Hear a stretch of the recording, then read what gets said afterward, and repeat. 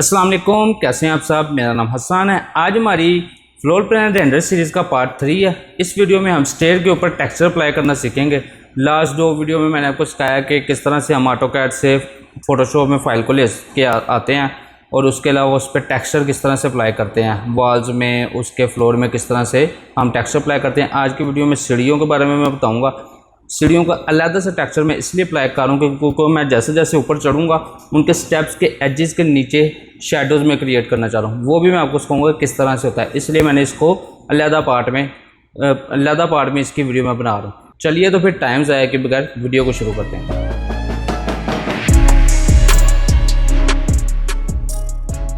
सबसे पहले आपने उसी तरह से करना है जो आपने वो मैप इस पर अप्लाई करना है सीढ़ियों पे, उसको उठा के आपने फ़ोटोशॉप में ले जाना है। फ़ोटोशॉप में लेके जाने के बाद थोड़ा सा टाइम लगेगा फाइल ओपन होने में। कुछ एडिट करना है तो एडिट कर लें, अदरवाइज़ इसको सिंपली डिफ़ाइन एडिट में जाना है हमने और डिफ़ाइन पैटर्न कर देना है। डिफ़ाइन पैटर्न कर दें किसी भी नाम से, STA या स्टेयर का नाम मैं इसको रख रहा हूँ। देन ओके कर दिया। वापस आप अपनी इस फाइल में आएँ तो ऑटोकैड प्लान वाली लेयर को मैंने सेलेक्ट किया है। ये वो वाली लेयर है जो मैं ऑटोकैड से यहाँ लेके आया हूँ। W एंटर किया, मैजिक वॉन्ड टूल, ठीक है।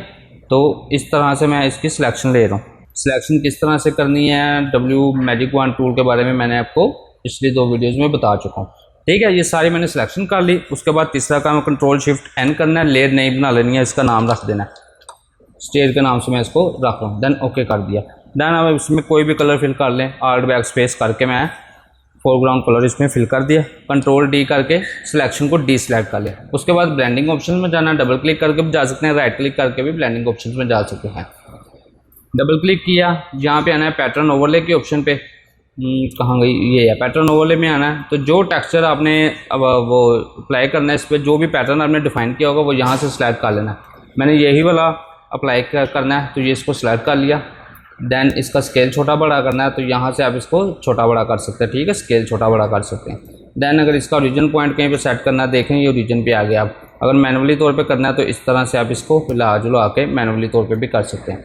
मुझे ये ठीक लग रहा है, मैं इसको यहाँ पे ओके कर रहा हूँ। वाइट मैंने इसलिए पिक किया क्योंकि मेरी लॉबी का कलर जो है, लॉबी में जो टाइल लगी है वो ब्लैक है। इसको मैं ब्लैक लगाऊँगा तो वो आपस में मर्ज हो जाएगा। देन अब आगे जो है मैं इसके ऊपर वो करना चाह रहा हूँ, शेडोज़ क्रिएट करना चाह रहा हूँ इसके एजेस पे। जैसे जैसे मैं ऊपर चाह रहा हूँ उसके नीचे एजेस पे शेडोज़ किस तरह से क्रिएट होगा। देन अब इसका मैं शेडो क्रिएट करना चाह रहा हूँ इसके एज पे। उसके लिए मैं सबसे पहले एक नई लेयर बना लेता हूँ। इस बटन पे आना है और इस पर क्लिक करना है, नई लेयर का बटन है। इसका नाम रखना चाहें डबल क्लिक करें, यहाँ से कोई भी नाम आप रख दें शेडो का, ठीक है। उसके बाद हमने सिलेक्शन करनी है, यहाँ पर आना है तो M इसकी शॉर्ट की है सिलेक्शन की, तो यहाँ पे मैं सिलेक्शन कर लेता हूँ, ठीक है। उसके बाद मैं आऊँगा ब्रश टूल में, यहाँ पे ब्लैक कलर फिल करूँगा।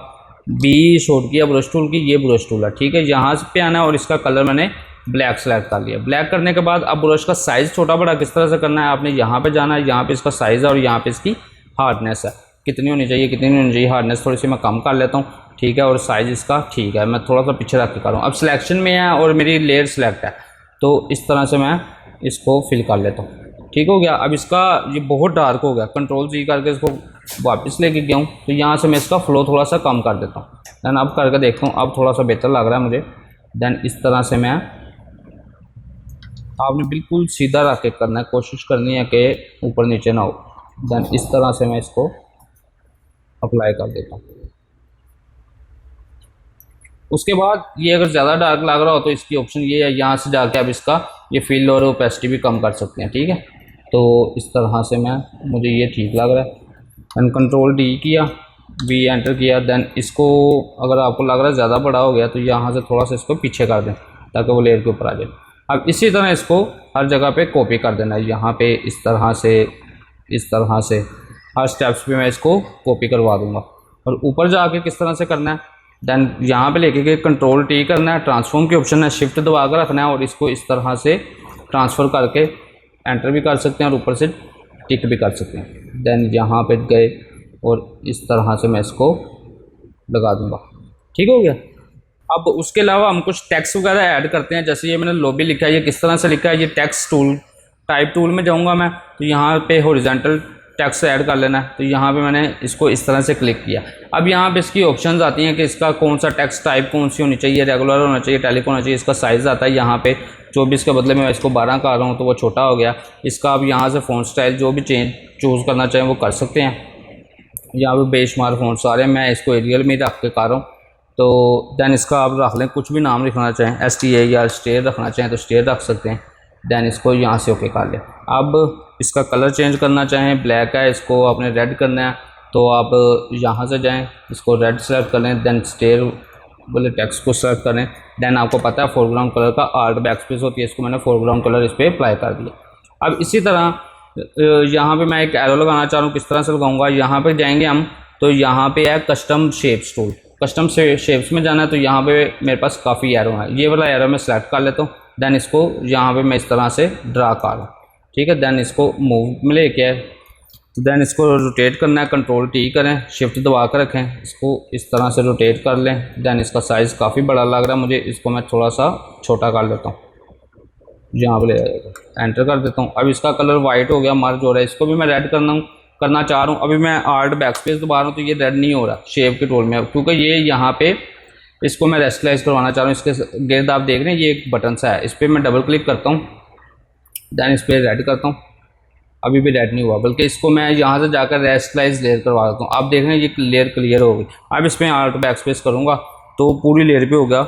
इसका भी एक तरीका है, तो इसको सिलेक्ट करना है, कंट्रोल शिफ्ट बैकस्पेस करूँगा तो वो वाइट कलर होगा। आल्ट शिफ्ट बैकस्पेस करूँगा मैं, क्योंकि वो पूरी लेयर पे हो गया था, उसके लिए मैं फिर आल्ट शिफ्ट बैकस्पेस दबाऊँगा। सिर्फ आल्ट बैकस्पेस नहीं, आल्ट शिफ्ट बैकस्पेस करूँगा तो फिर उस पर वो सिर्फ उस शेप के ऊपर मेरा कलर अप्लाई करेगा, ठीक है। इस तरह से आपको शेप्स वगैरह भी बना सकते हैं, इसमें काफ़ी शेप्स हैं, जो चाहें आप यहाँ पे लाकर रख सकते हैं, जो आपको ज़रूरत हो जिस तरह की चीज़ की वो आप यहाँ से ले सकते हैं। उसके अलावा टेक्स्ट भी लगाना मैंने आपको सिखा दिया। तो आज की वीडियो मैं यहीं पे ख़त्म कर रहा हूँ। नेक्स्ट वीडियो में मैं आपको इसमें फ़र्नीचर वगैरह किस तरह से अप्लाई करते हैं वो भी सिखाऊंगा। जो PNG फर्नीचर होता है, PNG फाइल्स होते हैं वो कहाँ से मिलेंगे, उसके अलावा गूगल से फर्नीचर लेके आएंगे, उसको किस तरह से हम इसमें अप्लाई कर सकते हैं, सब कुछ अगली वीडियो में जानेंगे। वीडियो पसंद आई है तो लाइक करें, शेयर करें और चैनल को सब्सक्राइब करें। Thank you so much.